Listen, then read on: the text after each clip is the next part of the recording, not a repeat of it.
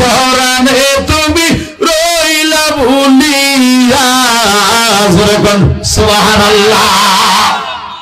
এবারে হাবিব বিন মালিক, এই একেবারে সংক্ষেপ, হাবিব বিন মালিক রওনা করলেন ইয়ামেন নিজের আপন বাড়ির দিকে।